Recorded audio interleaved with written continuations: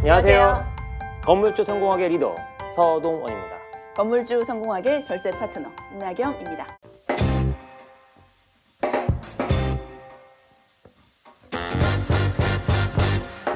시작인의 청구에 독수 무책이라는 겁니다. 그는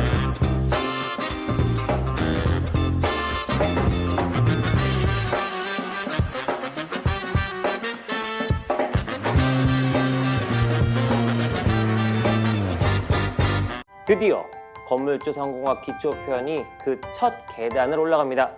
오늘 첫 시간인데요. 첫 시간에는 건물주가 목표가 되어서는 안 되는 이유에 대해서 알아보려고 합니다. 첫 번째 시간에는 다양한 사례를 통해서 우리가 왜 건물주가 되어야 하는지 구체적으로 알아보기로 했는데요. 사례가 있죠? 그 떨리는 마음으로 첫 계단 올라가면서 우리 김 사장의 여정 함께 보겠습니다.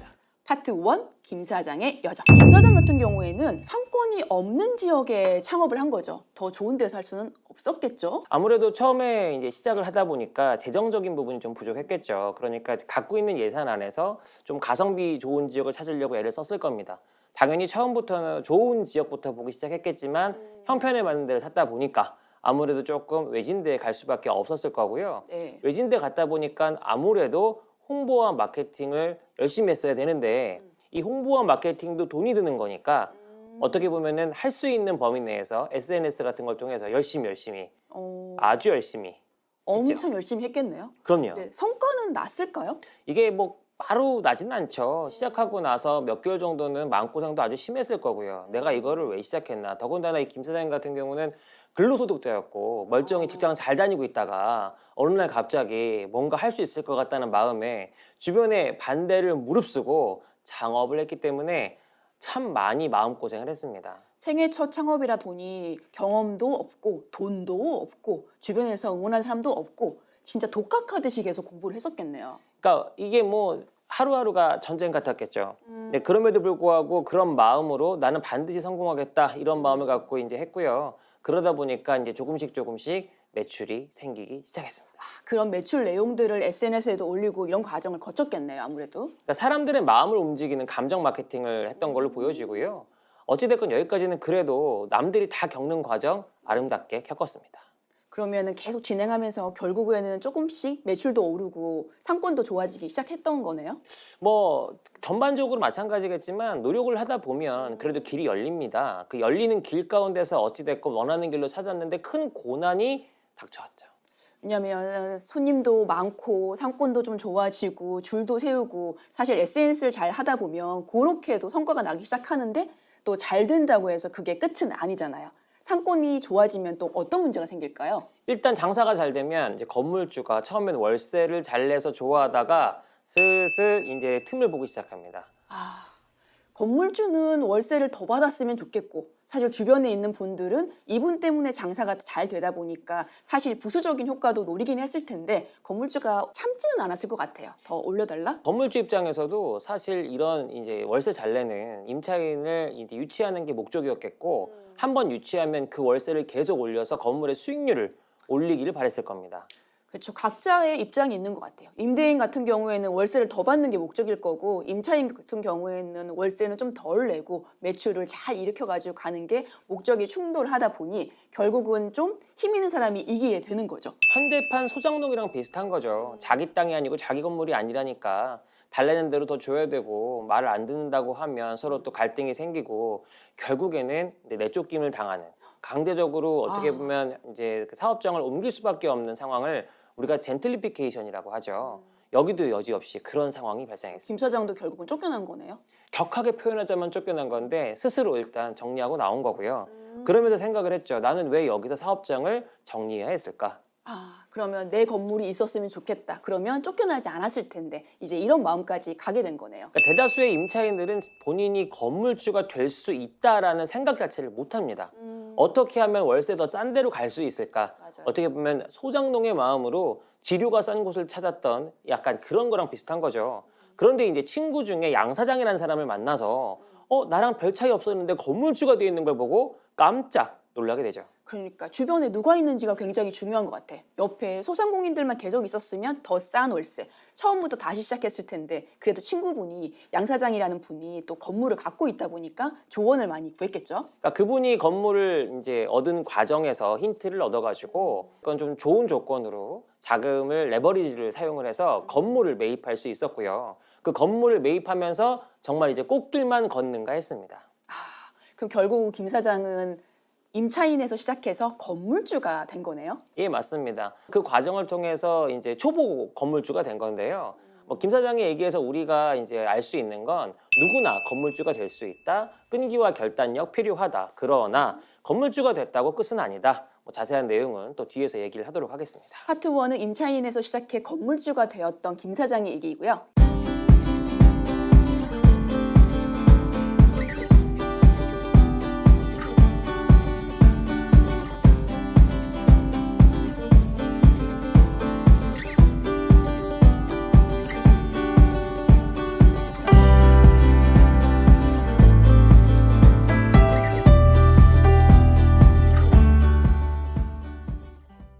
파트 2입니다. 네. 이 조 사장은 뭐 좀 시작이 달랐습니다. 처음에 그 건물주가 되게 호의적인 할아버지셨고 그 할아버지가 웬만하면 내가 도와줄 테니까 이 건물을 사보면 어떠냐. 그러니까 할아버지 입장에서는 이 사람이 들어와서 월세를 잘 내주는 게 너무 고마웠고 또 젊은이가 열심히 하는 거를 보니까 잘 되길 바랬었나 봅니다. 조 사장은 정말 착한 임대인을 만났던 거네요. 이제 조 사장 입장에서는 이제 상황이 너무 좋으니까 월세를 싸게 내고 있는데 굳이 내가 대출 받아서 무리해 가면서 건물 사는 게 나한테 맞나? 이런 생각을 했고요. 결국은 할아버지가 내가 부족한 돈은 개인적으로 이제 빌려도 줄 테니까 뭐 보통 이런 경우에는 부족한 돈을 이제 주인이 근저당을 받고 이제 뭐 이자를 내는 방식으로도 이렇게 도와주는데 우리가 이거를 이제 오너 파이낸싱이라고 하거든요. 그거는 조금 더 구체적으로 설명을 해주면 좋을 것 같아요. 그러니까 기본적으로 이제 은행에서 대출을 받아서 이렇게 돈을 주려고 하면 거래하려고 하는 금액이 원하는 만큼이 다 안 나올 수가 있죠. 맞아요. 금액이 매매 금액이 있으면은 100%다 은행에서 대출을 해주지 않으니까 자기 자본이 어느 정도 있고 은행에다가 레버리지를 일으켜서 즉 대출을 일으켜야 되는데 조 사장 같은 경우에는 아직 돈이 많이 부족하다 보니까 자기 자본도 조금 없었던가 봐요. 그러니까 현금 흐름은 좋았는데 모아놓은 돈이 부족했던 건데 그거를 나중에 내가 받을 테니까 일단은 먼저 사가면 어떠냐는 제안이 너무 그렇게 좋게 안 느껴졌나 봐요. 결국에는 사장님은, 거절했습니다. 그때 그 건물을 매수를 했었어야 되는데 조 사장이 그 얘기를 듣고 지속적으로 장사가 참 잘 됐으면 좋았을 텐데 어떻게 됐나요? 장사는 잘 됐어요. 장사는 잘 됐지만 이제 뭐가 문제였냐면 할아버지가 갑자기 돌아가셨습니다. 아이고야. 그러니까 이게 건물주가 바뀌는 손바꿈이 일어나는 그 순간부터 사실 우리는 긴장해야 됩니다. 그러겠네요. 그러면 이제 건물주가 바뀌게 되면 자녀분들이 이 건물을 그대로 받아서 보통은 임차인을 그대로 두는 경우들도 많고 아니면 다 내보내고 헐고 새로 짓겠다 이런 마음을 먹는 자녀분들도 많으신데 조 사장님 같은 경우에는 어떻게 했을까요? 문제는 조 사장님이 너무 장사를 잘해가지고 주변의 상권이 좋아지다 보니까 건물값이 너무 올라가서 상속세가 너무 많이 나온 거예요. 상속이 예전 같은 경우에는 건물이 있으면 그냥 기준시가로 평가를 해서 세금을 많이 안 냈어요. 근데 이게 2020년도부터 법이 바뀌면서 건물도 감정평가라는 거를 하고 있어요. 월세를 내는 금액을 비추어서 건물의 가격을 추정을 하거나 아니면 아예 감정을 받아버리면 사실 주변에서 계속 임대 가격이 오르기 시작하면 건물 가액도 같이 오르게 되어 있어요. 그러면은 상속까지 낼 때 세금이 많이 내게 돼요. 그렇기 때문에 아마 상속을 내야 하는 임대인의 자녀분들은 되게 많이 힘들었을 것 같아요. 사실은 그 자녀들은 뭐 넉넉히 있었습니다. 할아버지 건강하셨기 때문에 뭐 상속 이런 거 생각 안 하고 있었는데 갑자기 상황이 그렇게 됐고 또 이제 할머니와 자식 간의 분쟁이 생깁니다. 그러니까 자녀들 입장에서는 이제 이거를 빨리 어떻게든 처분을 해서 세금을 내는데 보태고 싶은데 할머니 입장에서는 난 이거 못하겠다. 나는 이거 우리가 할아버지하고 어떻게 이걸 산 건데 이런 마음으로 그러다 결국엔 타이밍을 놓쳐서 경매에 넘어갑니다. 경매까지 넘어갔다고요? 그러니까 건물이 경매에 넘어가면 임차인은 살짝 멘붕이죠. 왜냐하면 그렇죠. 이게 내가 이렇게 경매에서 받을 만한 상황이 되는가 안 되는가 이런 상황 자체도 경험이 없고 가장 중요한 포인트는 뭐냐면 이런 것만 더 노리고 달려드는 전문 경매 이제 업을 하시는 경매업을 하시는 분들 중에서 조금 우리가 빌런이라고 할 수 있는 좀 악랄하고 악독하고 무서운 분들이 이제 이렇게 좋은 데들은 확 잡아채기 마련이죠. 그럼 이 임대 사업장도 빌런 건물주가 결국 매수를 한 거네요. 어떤 상황이었냐면 경매하면 사람들이 생각할 때 떨어질 때까지 기다려야지 하잖아요. 그러니까 처음에 1차니까 그래도 2차나 3차쯤에 들어가면 어떨까 조사장 생각했는데 웬걸요. 1차에서 시작 가격보다 더 높은 가격으로 그냥 가져가 버립니다. 아, 빌런 건물주는 의도가 있었겠네요. 당연하죠. 평가를 해보니까 지금 이게 시세보다 30% 이상 쌌고 지금 있는 임차인 내보내고 세팅 새로 하면 수익률을 좀 좋게 만들어서 되팔 수 있겠다. 그러니까 빌런 건물주도 사채를 써가지고 달려든 거예요. 어머. 그런데 임대인이 그렇다고 하더라도 사실 들어와 있는 임차인 같은 경우에는 상가 임대차 보호법도 있고 사실 오랜 기간 동안 임대를 할 수 있는 거 아니에요? 오랜 기간 동안 임대를 할 수 있지만 오랜 기간 동안 괴롭힐 수도 있죠. 아, 괴롭힐 수 있다. 건물주가 괴롭힌다는 건 사실 상상을 할 수 없잖아요. 원하는 가격에 월세를 주거나 협조를 못 하겠다면 뭐 여기 이제 사례에서도 볼 수 있던 게 난 이제 외벽 공사를 하겠다 그래가지고 갑자기 펜스를 다 쳐버리고 아, 그리고 주차장 있는 데다가 막 건설 자재 같은 거 다 쌓아놔서 손님들의 출입도 어떻게 보면 불편하게 만들고 자연스럽게 매출은 떨어질 수밖에 없겠는데요? 일단은 사람들이 불편하겠죠. 쓰레기가 쌓여있는 업장에 누가 들어가고 싶겠습니까? 맞아요. 근데 그 땅은 사실 여기 1층에 속해 있는 이 사람만 쓰는 공간이 아니라 건물주가 관리하는 공용 공간이다 보니까 아무래도 이제 말하는데 한계가 있었고요. 예, 분기탱천에서 내가 법적으로 이 사람을 혼내주겠다 마음을 먹었지만 시간만 가고 돈만 쓰고 원하는 조건을 해결이 안 됩니다. 결국은 조사장은 나올 수밖에 없었겠네요. 이 원하는 가격으로 이게 협상을 하려고 하는 의도 자체가 애시당초 이제 빌런 건물주에는 없었고 명도를 하고 전체를 이제 조금 이제 우량한 임차인한테 이렇게 내놓고 나중에 매각하는 것까지 목적이었다 보니까 그 사람 입장에서는 눈에 가시였을 겁니다. 결국에는 이제 그동안 아깝게 읽어왔던 그 현장에서 이제 강제로 반강제로 이렇게 좀 내쫓김을 당하게 되고요. 사실 임대인의 가족상 상속 문제가 결국 임차인들한테까지 이어져서 임차인으로 있던 분이 내쫓기게 되는 상황이 되면 임대인도 경매로 힘들었지만 임차인까지 같이 힘들어지는 과정이죠. 그러니까 재산이 있다고 해서 중요한 게 아니라 이 재산을 어떻게 상속하고 관리하고 잘 넘겨줄지 그런 부분도 건물주가 되면 같이 고민을 해봐야 되는 부분이긴 합니다. 그러니까 여기서 포인트는 뭐냐면 어찌됐건 내 건물이 아니다 보니까 임대인의 어떤 형편에 따라서 나도 같이 운명 공동체처럼 이렇게 어려움을 겪을 수 있다. 이런 사례를 한번 체크해 봅니다. 네, 조사장 같은 경우에는 임차인이 피해본 사례였습니다.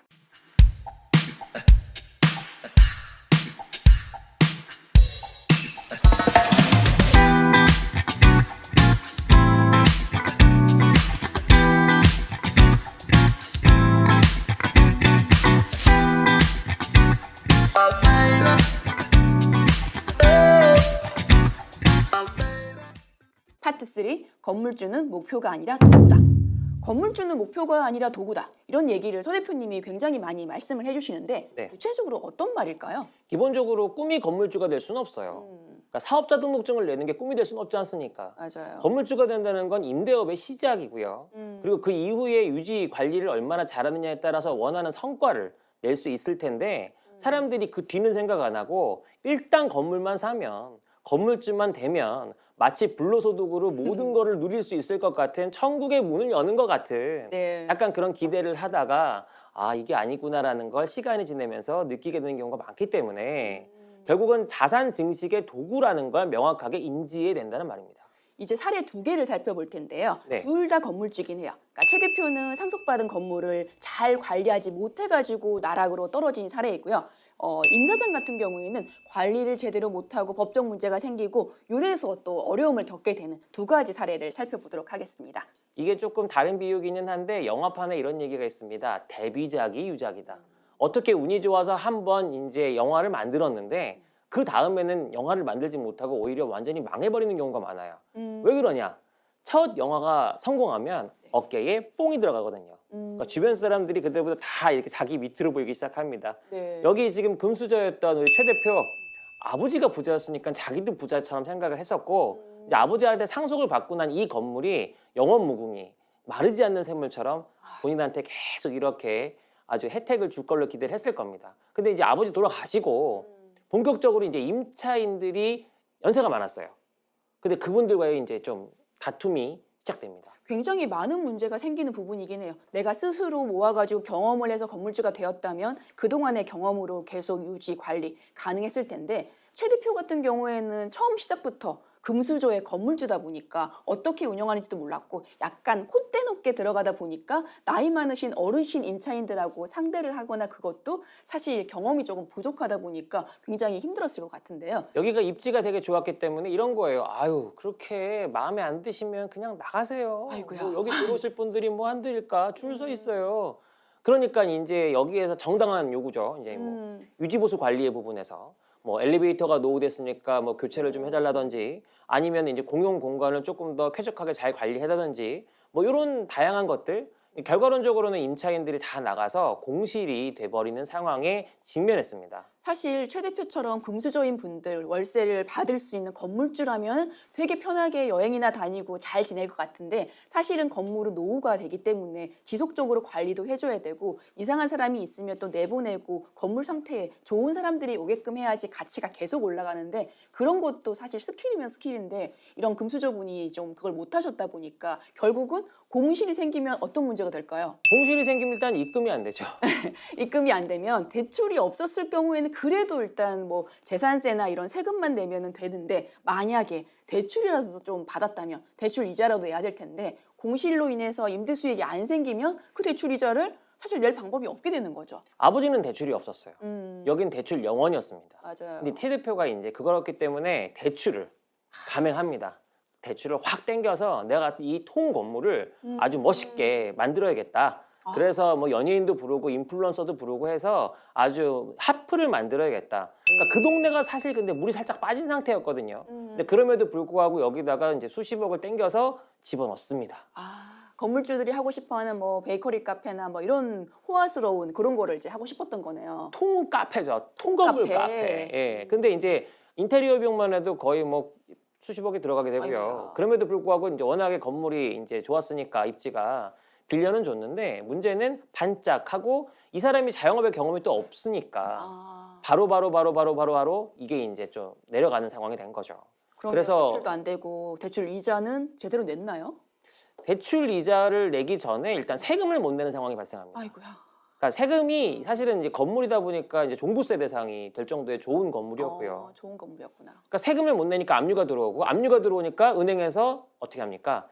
대출에 대해서 갱신이 안 되는 상황이 됩니다. 연장도 안 되고 결국은 나락으로 계속 가고 있네요. 와이프가 말렸어요. 왜냐하면 이 동네에서 그렇게 크게 해가지고 잘 된 사례가 없는데 좀 이거를 조금만 더 현실적으로 생각하면 어떠냐. 근데 최 대표가 한마디로 이렇게 얘기했습니다. 내 거니까 내가 알아서 할게. 등짝을 확 때려줬어야 되는데 예. 그래서 결국은 와이프 말을 안 들어서 최 대표는 힘들어진 거네요. 결과론적으로 또 경매에 넘어갑니다. 그러니까 경매에 넘어가고 나니까 이제 경매가 바로 하루아침에 이게 일어나지 않아요. 시간이 네네. 걸리지 않습니까? 네. 부동산에 금매로 내놓고 하지만 우리 경매하시는 분들이 전국에서 이렇게 좋은 땅들은 또 수십 명이 또 보러 옵니다. 밤이고 낮이고. 그러니까 주변에도 되게 을씨년스럽고 뭐 사람들 어떻게든 이걸 내가 일어나 보려고 했는데 결국에는 어려워진 사례입니다. 그러면은 집안 재산은 재산대로 경매 넘어가고 최 대표는 멘탈도 흔들렸을 거고 가정 생활은 문제가 없었을까요? 결국에는 또 갈라서는 상황까지 와서 유리 멘탈의 어려움을 그러니까 이게 상속을 받았다는 게 사실은 한편으로는 엄청 좋은 것 같지만 한편으로는 또 재앙의 시작이 될 수 있기 때문에 여기서 우리가 좀 볼 필요가 있다고 생각을 하고요. 임차인은 도구가 아니고 여러분에게 입금을 해주는 고객이잖아요. 파트너. 그래서 같이 간다라고 생각을 하시고 그분들의 어떻게 하면 더 사업이 잘 될 수 있을까 이렇게 좀 도와주셨어야 되는데 그게 안 된 게 좀 아쉬웠습니다.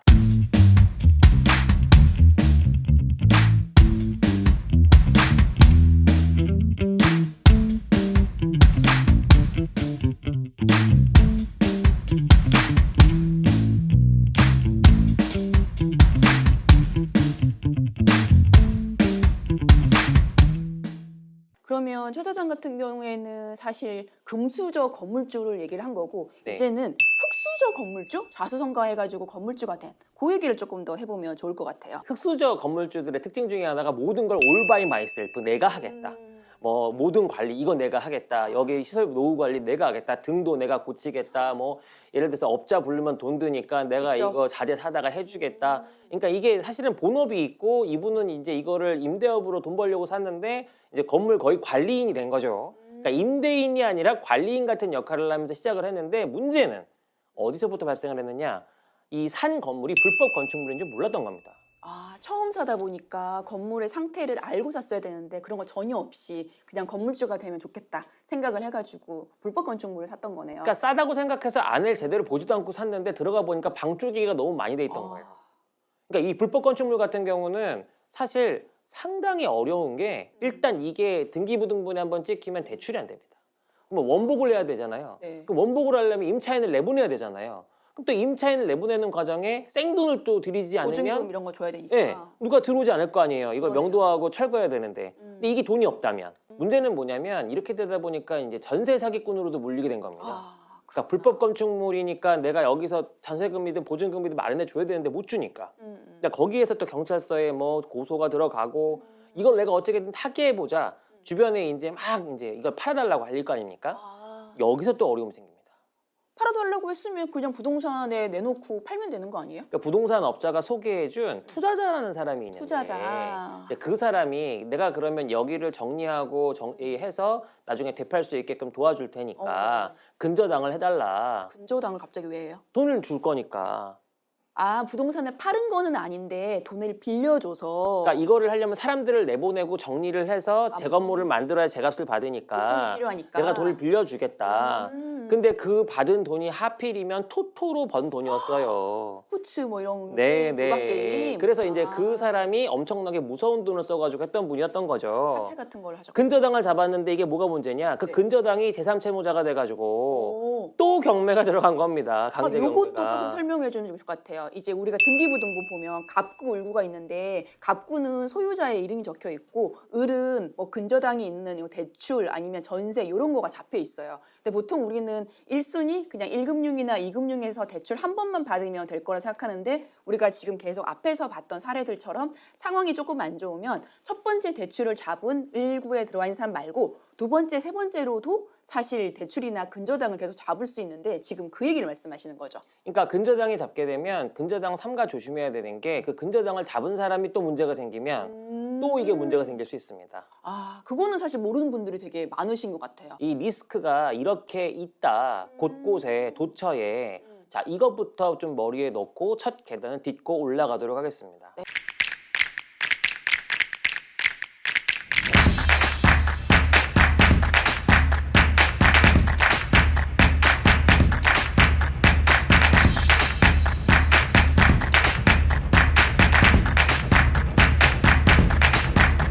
그러면 첫 번째 시간에 말씀드렸던 최 대표와 임 사장 같은 경우에는 금수저로 시작했던 분, 또 이제 흑수저로 성공을 해서 자수성가하신 분, 이 두 분의 사례가 건물주로 시작은 했는데 결국은 끝이 좋지 않았던 분을 저희가 말씀을 드렸습니다. 그러니까 건물주는 도구일 뿐 그게 목표가 아니라는 점을 여러분이 아셨으면 좋겠습니다. 네, 정리하겠습니다. 오늘 전체적인 살펴본 사례를 하나씩 이렇게 되새겨보면서 마무리하겠습니다. 저희 Q&A를 간단하게 정리를 할 텐데요. 첫 번째 질문이에요. 김 사장님처럼 상권이 없는 곳에서 창업을 해도 성공할 수 있을까요? 있습니다. 다만 피나는 노력이 필요합니다. 예. 그럼에도 불구하고 목표는 내가 월세를 낼 수 있다면 월세를 낼 수 있는 그 건물의 건물주가 되는 걸 목표로 삼아보시길 권합니다. 조 사장님처럼 상속세 같은 문제가 생겼을 때 피하려면 어떻게 해야 될지. 임대인 입장에서는 당연히 이제 이런 부분에 대해서 미리 상속증에 대한 계획을 세우시는 게 맞고요. 임차인 입장에서는 이런 이슈가 생길 것 같다는 조짐이 보인다면 미리미리 컨택해서 빠져나오시길 권해드립니다. 자, 마지막 질문입니다.